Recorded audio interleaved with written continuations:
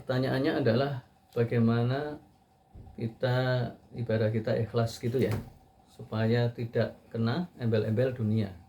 Gitu. Ya. Ya. Jamaah sekalian, sahabat jaga karsa yang insyaallah dimuliakan oleh Allah. Di dalam kitab Maqasidul Riayah ini yaitu dijelaskan bahwa wa tariqu dzalika ayu ridha a'malu jawarika dhahirati min hina balagha waqti dzalika ala kitabillahi subhanahu wa ta'ala wa sunnati Rasulullah sallallahu alaihi wasallam ya. Jadi di sini dikatakan bahwa jalan untuk menuju takwa tadi itu salah satunya adalah aktivitas al-jawarih al-dhahir ya. Min hina balagha ila waqtihi ya. Ketika dia mencapai akil balik yang telah kita kaji sebelumnya. Nah, ketika akil balik itu maka dia harus mengkaji kitab Allah dan sunnah Rasul ya. Karena pada saat itu sudah terkena taklif hukum. Nah, di situ maka dia harus mempelajari syariat, jadi ilmu al-jawarih atau ilmu al-dhahir ya, yang meliputi semua itu ibadah sholat, haji dan seterusnya ya, atau jihad atau birrul walidain dan seterusnya. Maka di samping itu dia harus mempelajari tentang al-batin ya. Jadi batin di sini adalah berkaitan dengan hati ya. Jadi hati ini adalah dia ibadah yang berkaitan dengan niat ya. Kemudian bahasa hati atau bahasa pikiran yang ingin diluruskan ibadah dohir tadi hanya kepada Allah semata. Maka pertanyaan tadi itu sangat penting sekali untuk kita jelaskan ke tengah-tengah umat bahwa tidak cukup ibadah itu hanya dohir saja, tetapi batin ini harus dilakukan. Maka apa yang harus dilakukan adalah dia harus menata niat dari awal ya. Dari awal misalnya kayak ibadah-ibadah sholat ya. Makanya dikasih kesempatan sebelum takbiratul ikram itu kita harus menata niat, sungguh-sungguh konsentrasi. Ya, di dalam hadis itu dikatakan ihsan anta butullaha ka'annaka tarahu fa ilam tastati fa innahu yaraka, kan gitu kan hadisnya. Jadi engkau beribadah kepada Allah seakan-akan engkau melihatnya Allah. Kalau tidak bisa, dan pasti tidak bisa, maka sesungguhnya dia melihatmu ya. Maka ketika kita bisa ihsan seperti ini, maka kita bisa ikhlas ya, kan gitu kan. Selama ihsan ini dijaga, maka insya Allah itu akan ikhlas. Nah, ketika niat ini tidak dijaga, maka dia alamat akan diombang-ambingkan oleh setan. Karena setan itu tertanam dalam diri kita itu 24 jam. Di dalam hadis lain dikatakan bahwa setan itu yuwasfisu atau waswas di dalam surat An-Nas, alladzi yuwasfisu fi sudurinas minal jinnati wanas. Jadi was-was itu keraguan-raguan. Jadi setan itu ketika manusia itu ingat pada Allah, setan lari. Ketika manusia itu lalai, setan mendatangi. Makanya dikatakan yuwasfisu, pakai fi'lun mudhari itu terus menggoda manusia, terus setiap saat, setiap detik. Makanya pentingnya niat ikhlas ini di sini menjaga. Yang kedua, yang pertama pentingnya niat ikhlas, yang kedua menjaga supaya ikhlas terus ya. Sekarang pertanyaannya, apakah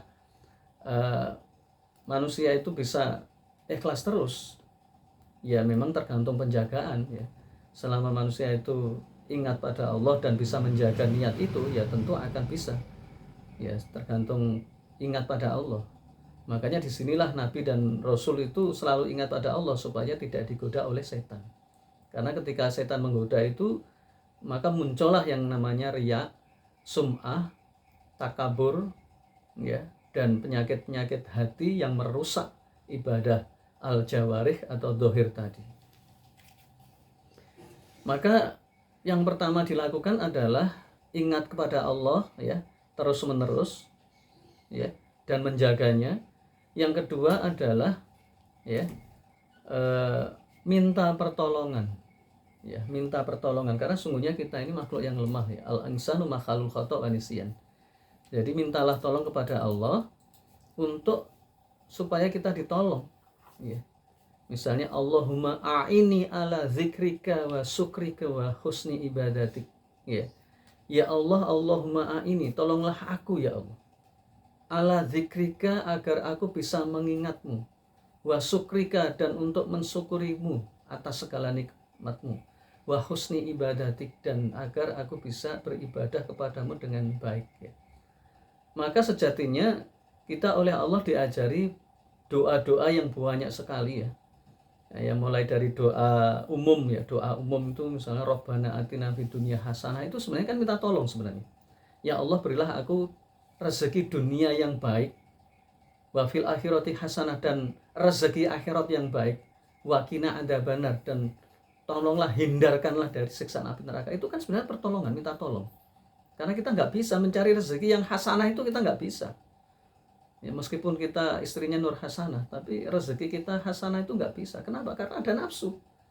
Makanya kita minta tolong. Allahumma Rabbana atina, ya Allah berilah, ya kan berarti minta tolong kita. Ada doa-doa umum, kalau itu doa umum. Nah, doa khusus misalnya Sayyidul Istighfar ya. Ya. Jadi doa-doa misalnya istighfar dulu, doanya Nabi Yunus ketika kita didolimi ya. Jadi la ilaha illa anta subhanaka inni kuntu minal dzalimin, itu doanya Nabi Yunus ketika kita merasa berbuat salah. Jadi ujian-ujian ini menimpa pada kita itu karena kesalahan kita. Maka pakailah doa Nabi Yunus, atau doanya Nabi Adam. Doanya Nabi Adam ini juga doa seperti Nabi Yunus tapi lebih berat lagi. Jadi ketika doa Nabi Adam itu, Nabi Adam diturunkan dari surga itu kan berdoa ya. Gimana doanya? Gimana doanya Nabi Adam?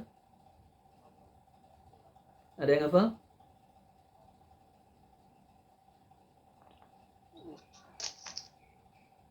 Loh, kok nggak apa? Tadi kalau Nabi Yunus, ya, Rabbana dzalamna wa anfusana wa illam taghfir lana wa tarhamna lanakunanna minal khasirin. Ya, itu doanya Nabi Adam. Kalau doanya Nabi Yunus,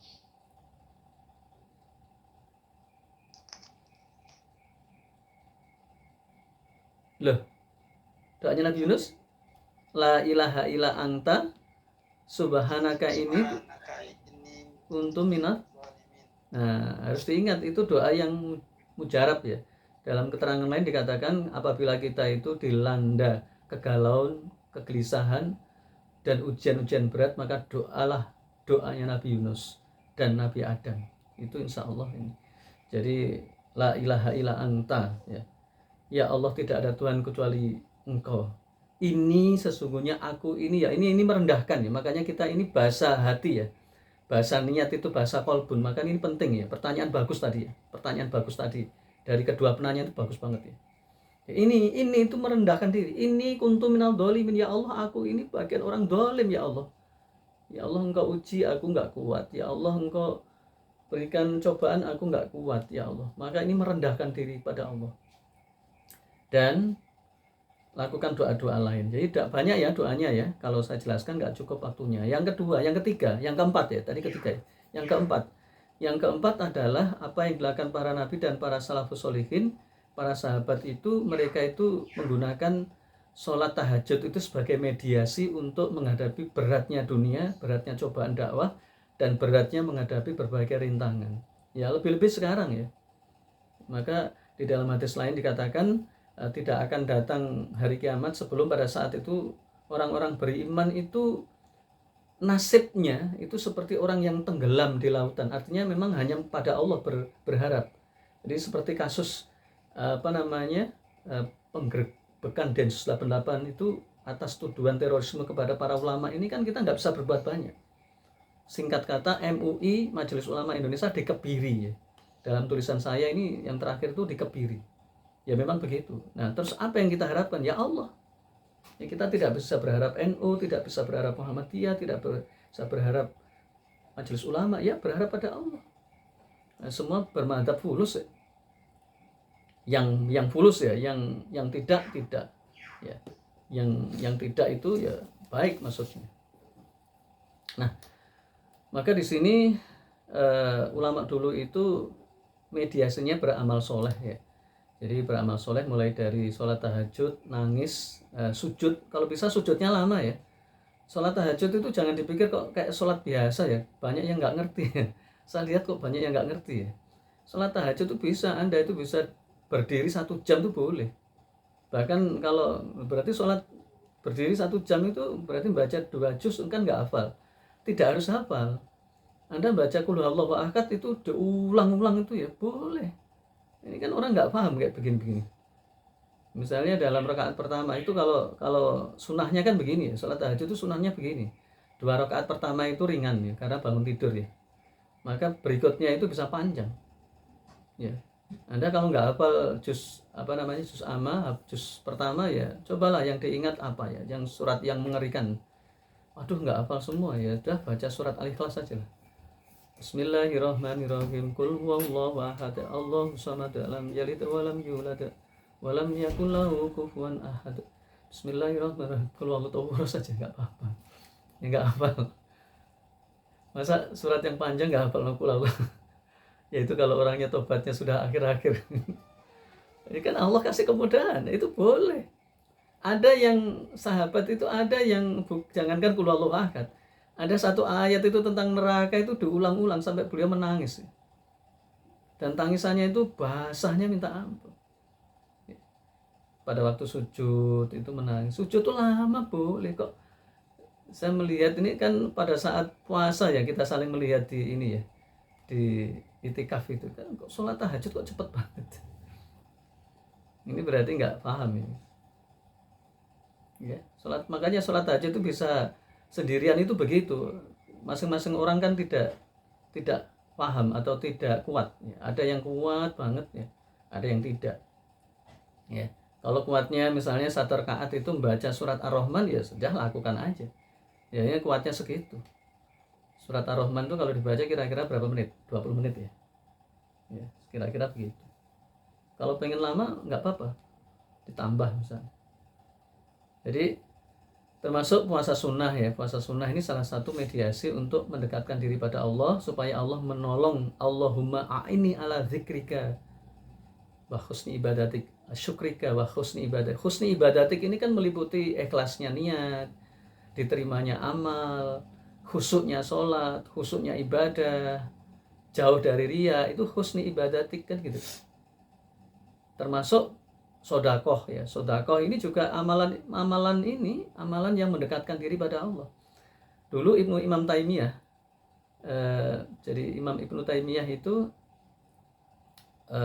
menurut riwayat muridnya Ibnu Al-Qayyim Al-Jauziyah itu mengatakan guru kami itu selalu habis subuh itu zikir sampai waktu duha, kira-kira sampai jam 7 sampai jam 8. Setelah itu sholat lagi, setelah itu ngaji lagi. Dan beliau itu mengatakan ini adalah makanan kami. Jadi makanan itu nutrisi. Jadi kalau kita makan sate, ini Pak Udin ada nggak nih? Sate. Mumpung ingat sate nih. Ada Ustaz. Hadir Ustaz, hadir. Oh gitu. Ya.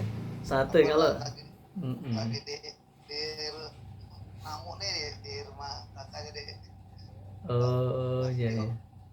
Jadi satenya itu sate berpahala banget, sampai ingat ke dalam pengajian. Kalau sate itu Pak Udin, nggak apa-apa, nanti jangan ya, uangnya masih banyak, dibuang aja, dibuang ke surga maksudnya. Nanti rezeki tambah lagi tuh, insya Allah. Amin ya robbal. Amin. Uangnya nggak ada tujuan katanya. Abu Nabila. Nggak boleh disimpan ya kalau nggak ada. Nggak boleh. Ya bilangin aja ke Abu Nabila, Ustadz Abu Nabila, bilangin itu uangnya buang-buang aja ke sabab ini. Banyak yang memerlukan kok disimpan aja. Itu nanti menjadi penyesalan besok di yaumul qiyamah itu. Orang yang nyimpen duit nggak ada tujuannya itu. Nah, maka sate itu hanya menyenangkan mulut dan mengenyangkan perut. Ya, tolong camkan baik-baik karena ini sate. Ini kata-kata saya. Sebenarnya saya membuat tulisan. Jadi makanan enak itu tulisan saya dalam ini banyak. Makanan enak itu hanya menyenangkan mulut dan mengenyangkan perut. Sedangkan Al-Quran itu nutrisi akal, kan gitu kan. Sate itu hanya menyenangkan mulut dan mengenyangkan perut. Tetapi menyenangkan hati dan pikiran itu Al-Quran dan As-Sunnah dan kisah-kisah para hayatus sahabat dan ulama-ulama pilihan. Sayang ini waktunya nggak cukup kalau saya sampaikan satu saja ya. Ini memang harus banyak kajian-kajian tentang kisah-kisah ulama salafus soleh. Kenapa? Ya karena sekarang kering. Orang sholat nggak ikhlas, ibadah nggak ikhlas, dakwah nggak ikhlas, dakwah pakai logika saja. Penguasa dolim menyerang kita itu marah-marah. Ini nggak benar ini. Ya memang sunatullahnya begitu. Kalau rakyat itu nggak benar itu dikasih penguasa dolim, itu ada hadisnya itu. Kalau pengen penguasa baik itu rakyatnya itu harus baik. Rakyat itu termasuk orang awam, para politikus, para ulama, para kiai, habaib, kan gitu. Nah sekarang habaibnya enggak. Hatinya enggak ikhlas, hatinya penuh dengan dunia. Gimana mau dikasih pemimpin yang baik kalau kayak begini-begini.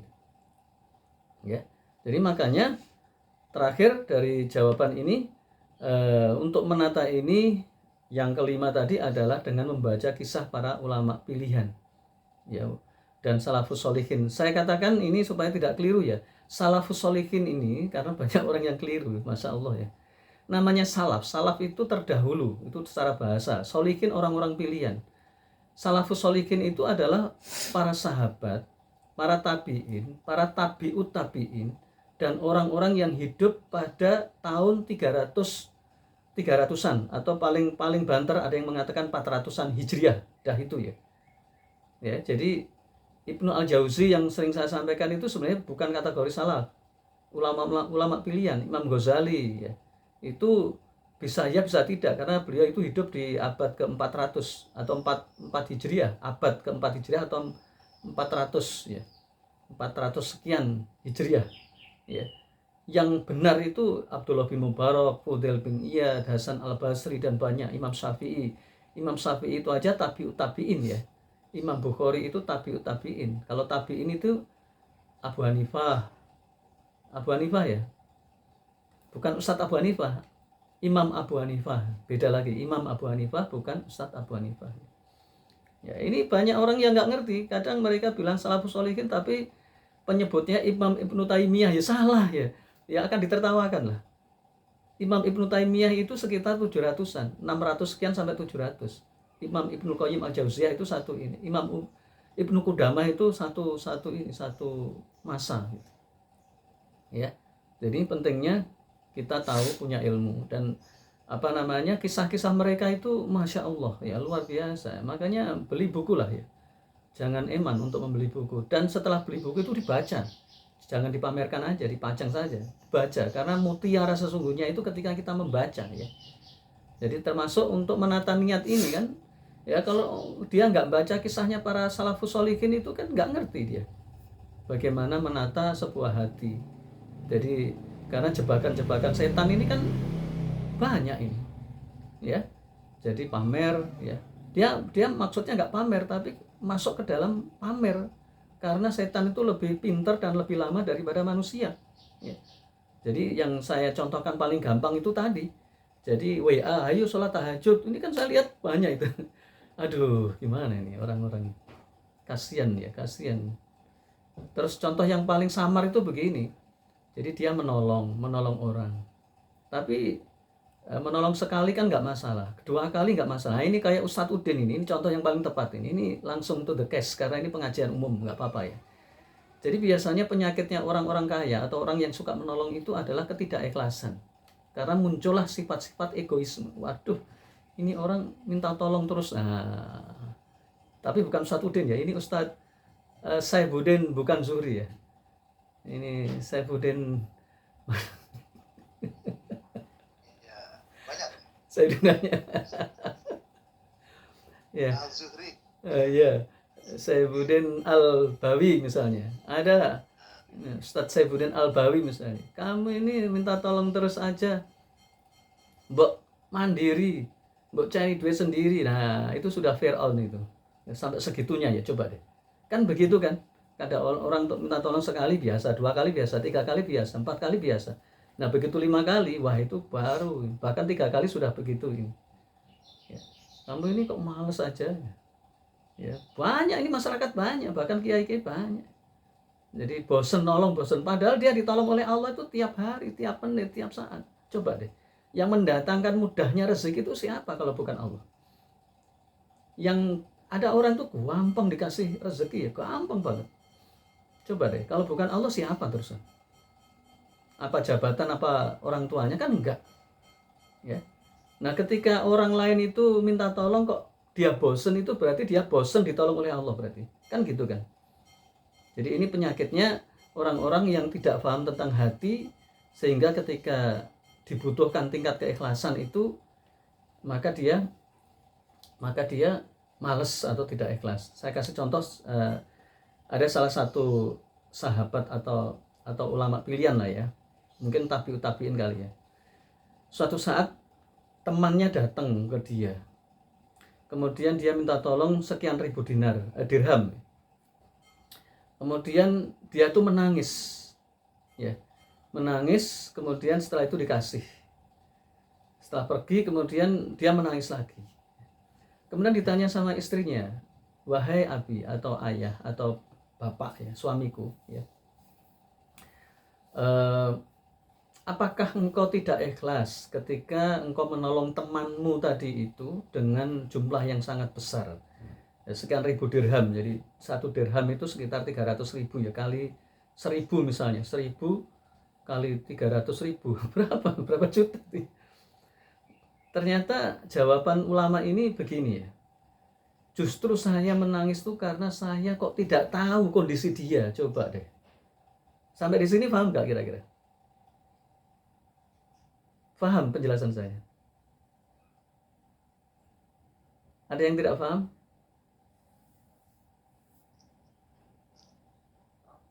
Paham ya? Jadi ulama ini menyampaikan dia menangis itu karena dia tidak ngerti kondisi saudaranya, sehingga sampai saudaranya itu datang ke dia. Jadi orang kalau minta bantuan berarti kepepet gitu loh. Masalahnya adalah, maka ulama tadi itu menyadari kesalahan dia, justru dia merasa bersalah. Nah kalau orang sekarang kan enggak, orang minta bantuan malah dipikir menyusahkan. Ini semuanya ya, bukan kita saja, semua sekarang ini kan materialisme, zamannya zaman materialisme. Jadi di antara yang patut disalahkan itu para kiai, para ulama, ya, yang karena mereka adalah seharusnya mengobati umat, tetapi mereka justru menyakiti umat dengan madzhab fulus tadi, ulama fulus tadi. Ya, jadi ini kisah yang masya Allah. Jadi saya membaca ini, ya Allah, saya makanya ketika ada orang yang datang ke saya itu, saya berusaha tidak nolak. Ketika dia minta tolong, saya bantu. Kalau tidak bisa, maka saya carikan orang yang bisa. Jadi misalnya dia itu tahu kalau saya itu nggak punya duit, tapi terusnya, maka saya sampaikan, nggak apa-apa deh, mudah-mudahan ini wasilah saya masuk surga. Jadi tak carikan orang yang punya duit, dan ketika ketemu dengan orang yang punya duit, tak jelaskan apa adanya. Saya ngalah berkah karena saya tidak bisa membantu sebesar yang dia minta, dan saya berharap itu pahala diberikan ke saya tanpa uang, kan gitu kan. Nah itu pentingnya ilmu. Jadi namanya itu ngalah berkah. Ngalah berkah itu beramal kecil tapi dapat besar. Ya, contohnya begini, ada orang minta, Ustadz Nafi, Ustadz ini kan kaya karena Ustadz ini kan ya ceramah di mana-mana. Penampakannya kan begitu. Saya minta tolong butuh uang 5 juta misalnya. Loh, kalau pas saya punya duit, insya Allah saya kasih lah. Kan namanya duit sekarang naik turun ya. Maka ketika saya punya duit tak kasih, ketika saya nggak punya duit, insya Allah saya carikan misalnya ke Pak Rudi. Pak Rudi, menurut saya Pak Rudi itu kan punya duit banyak. Pak Rudi ini minta tolong 5 juta, ada nggak nih? Oh ada. Nah disitulah, maka pada saat itu saya ngalah berkah, mudah-mudahan saya dapat 5 juta tanpa mengeluarkan 5 juta karena kondisi saya nggak ada. Itu namanya ngalah berkah, dan ini banyak amal seperti ini. Jadi Pak Rudi itu dapat pahala 5 juta mengeluarkan duit, saya pun dapat 5 juta kali nggak tahu itu. Nah itu kan pentingnya ilmu begitu. Itu namanya ngalah berkah. Ya. Dan memang ini serius, saya memang nggak ada. Kalau ada juga nggak perlu ke Pak Rudi. Ya. Dan seterusnya. Jadi ini pentingnya ilmu dan pentingnya menata niat. Jadi yang kelima tadi itu melihat kisah-kisah salafun sholihin ya. Kalau saya lihat itu penyakit sekarang itu pertama malas baca Quran ya. Saya lihat Masya Allah, saya kadang-kadang sedih ya, jujur ya, sedih bukan apa-apa, saya menangis pada para pengemban dakwah. Pengemban dakwah itu meliputi jamaah kita, kemudian jamaah saudara kita ya, jamaah para habaib, para kiai. Itu saya melihat dari mata hati yang paling dalam, itu mereka sudah nggak ikhlas, nggak khusyuk. Kenapa? Karena hatinya itu diliputi dengan kecintaan dunia. Dan ini mudah, kunci-kuncinya kita udah dapat. Barang siapa yang hatinya sudah dibeli oleh dunia, maka Anda akan melihat ibadah mereka itu hanya berbentuk tubuh. Tahu ya, sholat itu hanya gerakan tubuh, hatinya kosong mengingat Allah. Itu ada kunci-kuncinya. Gitu loh. Makanya saya membuat video itu, saya niatkan kepada Allah, apakah ada orang melihat atau tidak bukan urusan saya. Dan saya mohon pada Allah, Allahumma a'inni ala zikrika wa syukrika wa husni ibadatik. Ya itu. Baik, ada lagi terakhir kalau yang sampaikan.